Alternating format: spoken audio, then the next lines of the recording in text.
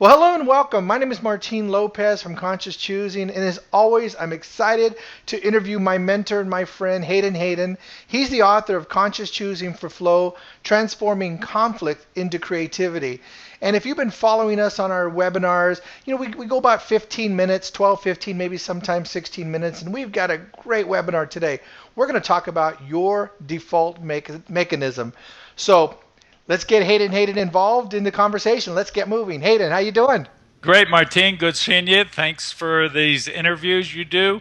Our plan is to really promote the understanding and awareness of what's going on around our feelings, our needs, how to adjust feelings. And this default mechanism has to do with our feelings, but it also has to do with our thought process and how we feel physically. So I think there's a lot of great material here for us to talk about. Absolutely. Well, one of the things we talk about is the fight, flight, or freeze mechanism, and we talked earlier about how the default mechanism works with each aspect of the fight, flight, or freeze. Can you explain that?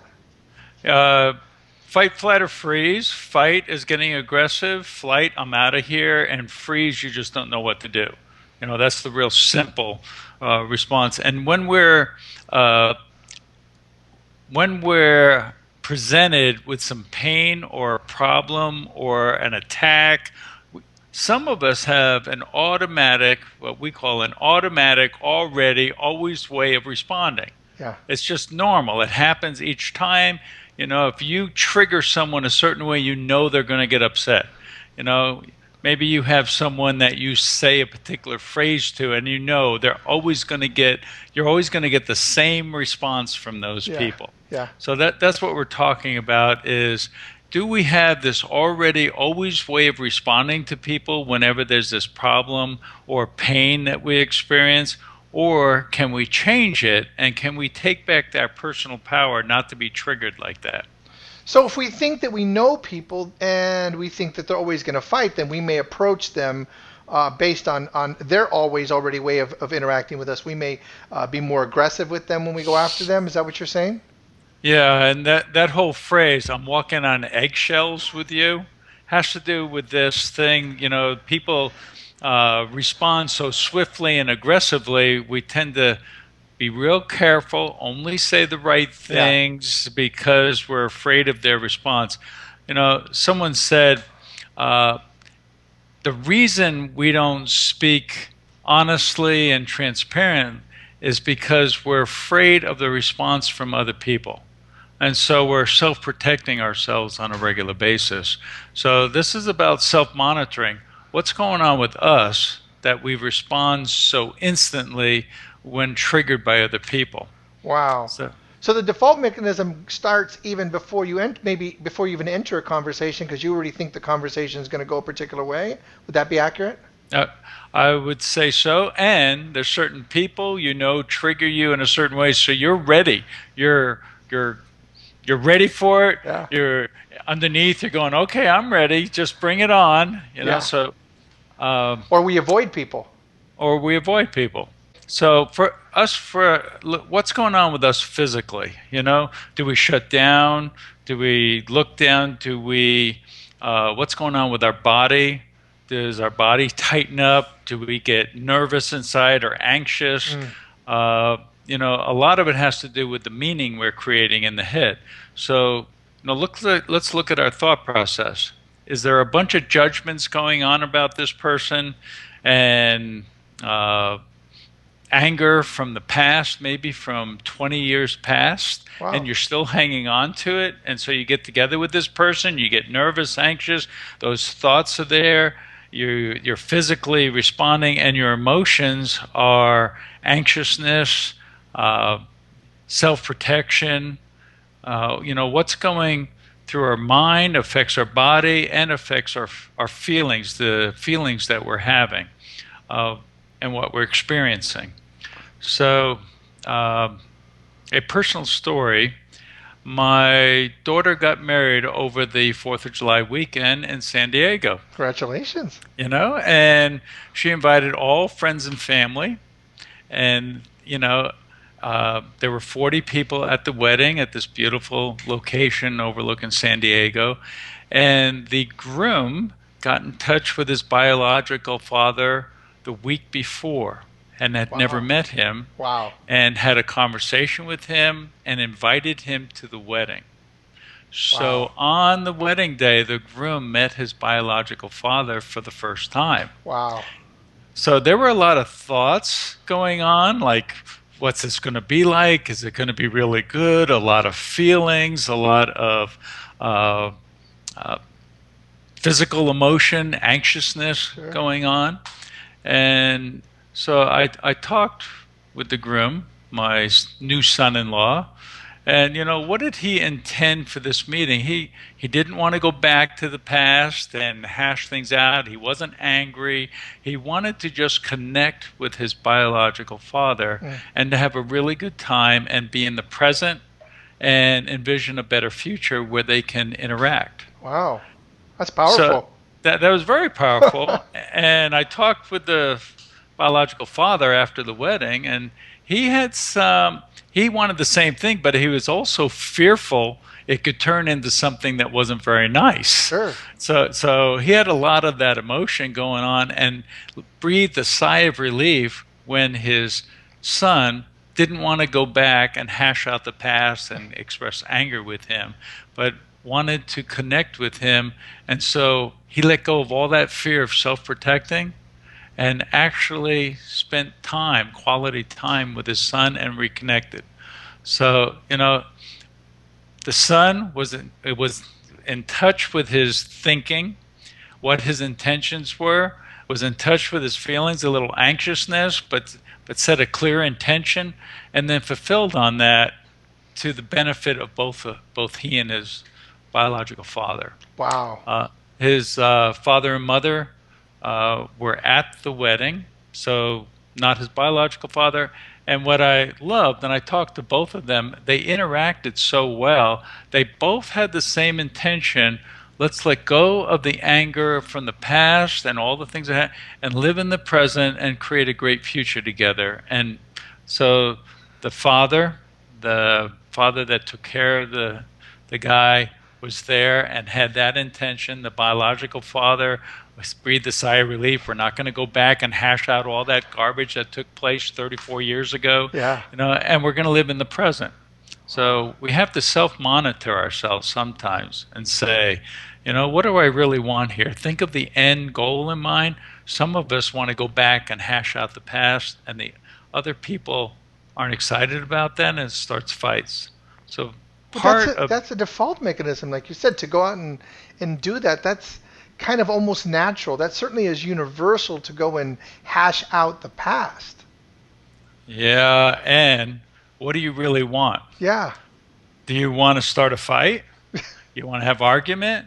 You want to have judgments and make wrong and all of the things that are involved with a past that didn't work out? Yes. Well, or do you want to let go of it and live in the present and envision a future that is more conducive to the compassion you want in your life? Absolutely. Like, address the need. Address the real need that you have and the real feelings that you want to have around those needs. I like what you just did. You went right to the need. What do we really need? Do we need to hash out the past, or do we really need a loving, caring relationship that we can have agreements moving forward that work for both of us? Yeah. That's what we really need. We don't always need to go back and let people know how wrong they were. Sure. And what they did. We're all human beings. We've all made mistakes. We've all made mistakes, and some pretty big ones sometimes. Yeah. But now we're in the present. What are we doing moving forward? So yeah, our default mechanism tends to take over us and create problems with us. But we can create an intention and a focus when moving forward that can alter those default mechanisms and create something good in our lives. So I thought of it's really great. I thought of a place that a lot of us can relate to. A default mechanism is in driving and, let's say, being cut off. Yeah, that's a big one. Road rage. Road rage. Road rage. We get so upset, and it's an automatic mechanism that we automatically respond in certain ways. Yeah. And what we say Conscious Choosing for Flow says, is that's part of the regressive cycle, and we have this internal conversation in our head going is what's the worst and most personal way I can take what you just said or did? And if someone cuts us off, what's the worst and most personal way? I had a guy tell me, this guy got out in the morning and he knew he was going to make my life miserable by cutting me off. I go, do you really think he thought that? They planned I it think he was out. just doing whatever he was doing, and that's what you made up, you know? Yeah. So, it's like, what's the worst, the most personal way I can take what you just said or did? If we run that underneath the surface in our thinking, we're going to take personally what people say and do rather than that's just what they're doing. Yeah. We all get up and do what we're doing. In conscious choosing, we say, change that unconscious question running underneath to a conscious question of what needs of theirs are they trying to meet by doing what they just said or did. And if that helps us get underneath the surface about what's going on with that person and gives us a greater access to influencing them, if we simply ask, okay, I didn't like it, I acknowledge I didn't like it, I breathe, take the curious ABC pause, and ask a curious question, what needs of theirs are they trying to meet by doing what they just said or did? That's going to give us greater compassion in our lives and a greater way of connecting with people. It reminds me of that Ernest Hemingway poem that you talked about recently. You remember that one? Go ahead. There's a saying. There's nothing noble about being superior to our fellow man. That reminds me of that. Like if I'm passing judgment, I'm being superior. Exactly. And we're all doing the exact same thing. We're all trying to get our needs met. That's what we do. That's what's at core to every human being is we have needs and we're all trying to meet our needs, whether they're family needs, personal needs, business needs. That's what we're doing. Otherwise, we wouldn't do it. Needs is what drives every human being. And attached to those needs are feelings, positive or negative. And if they're negative, we're not getting our needs met. And if they're positive, we are getting our needs met.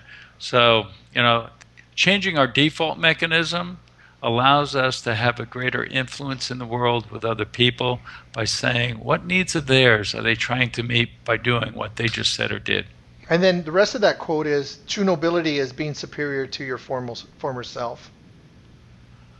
True nobility is being superior to our former self. What an idea. I think if we change the unconscious question to a conscious question, we're being superior to our former self, because our former self would respond automatically in this fight, flight, or freeze. But by asking that new question, what needs are they trying to meet? Now we're operating in a more superior mindset and interaction with other people. I learned so much from Conscious Choosing for Flow. I'll give you a really quick story. I know we want to do this, wrap this up in 15 minutes or so, and we still got another couple minutes. So real quick story, how this applies to me.